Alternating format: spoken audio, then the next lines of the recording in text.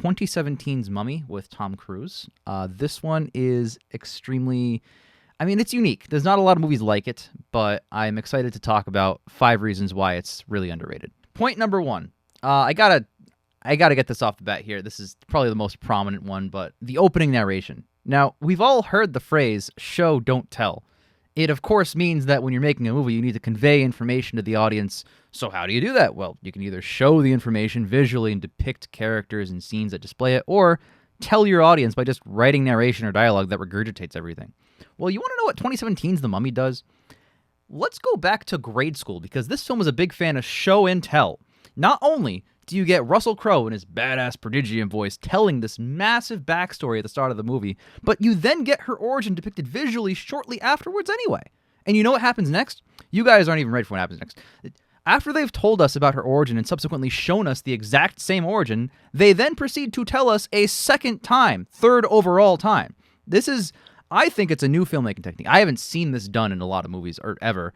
I want to call it tell and show and tell. I think we should start teaching this as like an interesting new way to convey information in film schools here. I was really blown away on my rewatch of this film that I did for this show, which I was very excited about, and I was not folding laundry towards. That's point number 1. The opening narration being tell and show and tell, which is just like blow it out, like way to really stick it home hard with the audience here of like, this is the information you really got to know, and we're just not going to stop telling you. So that's point number 1 for me. Point number 2, I got to talk about who else? The main guy, Nick Morton. You see, a shocking amount of 2017's The Mummy runtime is dedicated to telling us, the audience, how amazing and sexually competent Tom Cruise's character is. Now, a critical man might point to the reports about how Tom Cruise and his team had such a heavy hand in this movie. There's a question as to whether Alex Kurtzman even directed it in the first place, or if Tom Cruise just took control and made it himself into the coolest, badass, quippiest, coolest character ever invented. But not I, lads. You see, no siree. Good old Jake the Truth Bomb CakeJamara is going to hit you with some facts here. Nick Morton is one of the greatest and most interesting characters, I think, in movies. Now, I have 5 points in this point just to talk about why Nick Morton's the best. Ready? Point number 1. He has a friend. Boom. Good character trait. Point number 2. He has sex. Cool guy thing to do, honestly. I wish I had sex. Yeah. Point number 3. He's adventurous. See, now we're talking adventure, you know? And point number 4. He spouts trademark zingers while escaping explosions like constantly. And point number 5. He directly causes all of the problems with the movie, but it's okay because he almost resolves them all by the end. That's such a classic Nick Morton thing to do, honestly. Like, you know, you watch a lot of old Universal Monster movies and they have like, you know, a dude in like a suit who's like going after a girl who's already married probably, and he's like, "Oh, I look like Clark Gable. You want to go out?" And she's like, "Oh my goodness, I'm in love. Let's get married right now." See, now this movie takes it a new direction. It has Nick Morton being an absolute sleazebag, but he's lovable while he does it, and he screws everything up in every scene he's possibly in. It's like a classic Jack Sparrow, except you know it didn't get nominated for an Oscar. I don't know why. Yeah, I love this character. He's great. That's point number 2, is how great Nick Morton is. Point number 3. I got to talk about, it's impossible not to talk about this. The aircraft sequence. There's a scene where the plane crashes and they start plummeting to the ground. Now, Alex Kurtzman wanted to shoot it on wires, but Tom Cruise insisted on doing it for real. And of course, Tom Cruise, you know, had a heavy hand, as some critics would say, but not I, sorry, no, not the Jake the Truth Bomb CakeJamara. You see, the crew did 64 takes of that scene, eventually becoming sick to their stomachs during the filming. This is actually true. How does this sequence pay off? Well, you'd assume, with a normal, boring movie, that an incredibly complicated, death-defying scene like this would be shot so that you, the audience, could absorb every little detail on screen and really immerse yourself in the stunt work. Instead of that, you see, this is interesting.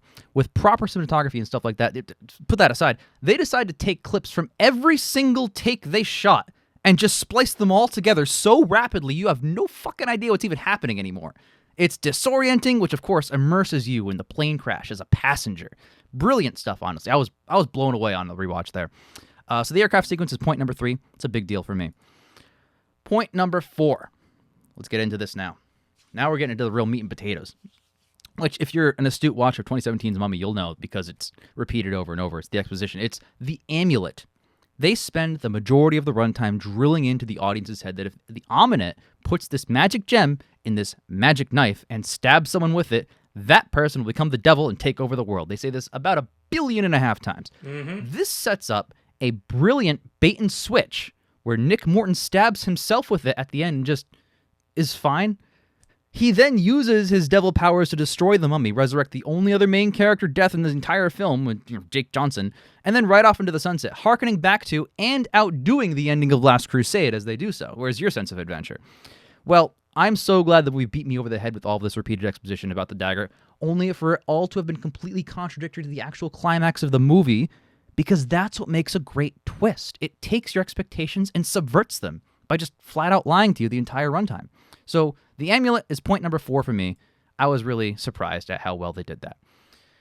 Point number 5, this might be the biggest point of any point on any list ever written about anything ever. The Dark Universe. Now, let's really dig into this one.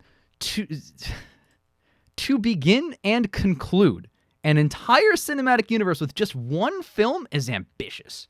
You look around at every other cinematic universe in Hollywood, what do they all have in common? There's tons of movies. Like, where do I start? I, the viewer, am scared and confused. 2017's The Mummy is the one and only installment. It's the alpha and the omega, together at last. It takes the entire classic Universal monster stable and pares it down to just one singular monster, and then once they're stopped, the credits just roll. I challenge you to make a better, more accessible cinematic universe than the Dark Universe. Frankly, I don't believe it can be done. So that's point number 5, cinematic universe. Exactly. It's similar to the Bloodshot universe, but simply the Dark Universe just does it better. So those are my main 5 points. You got point number 1, I scrolled too far, opening narration. Point number 2, Nick Morton. Point number 3, the aircraft sequence. Point number 4, the amulet. And point number 5, Dark Universe. Why did I say it all again? Because I'm taking after 2017's Mummy and just beating you over the head with the same information over and over and over again. So that's why that movie is spectacular. Underrated. Everyone check it out. The only thing I have to disagree with is just that the aircraft sequence, when I watched it, you're right, the editing was good, but I feel like it missed something that the trailer showed me. Usually trailers will show you like a song and you think, oh, the songs are good. Where are they? But I remember when I watched the trailer in IMAX, it was really cool because they showed the aircraft sequence, but there was no music and you could just like hear only like certain sounds. I remember. Stuff. Yeah. See, that was. I thought I was terrified.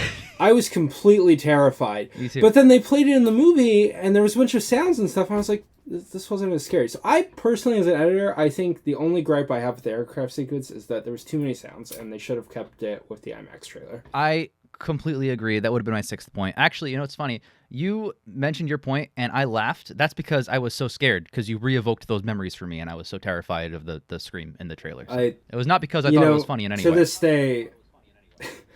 this day, I still can't rewatch that IMAX trailer without holding on to my security blanket, which is right over there. Terrifying. And my doggo. The way that like they had one sound effect per 3 seconds and nothing in between, just dead air. Dude, that really gets you on edge. I'll say you make a persuasive case.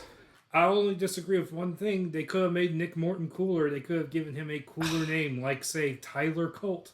Oh, or Tyler Rake, perhaps. That would have been cooler, too. No, I think Nick Morton's a pretty badass name. I mean, Nick Morton. Yeah. Did you want Nick Leston? No, you want Nick Morton. It's smart. Morton. Yeah, Nick Morton. Nick Morton. Ah!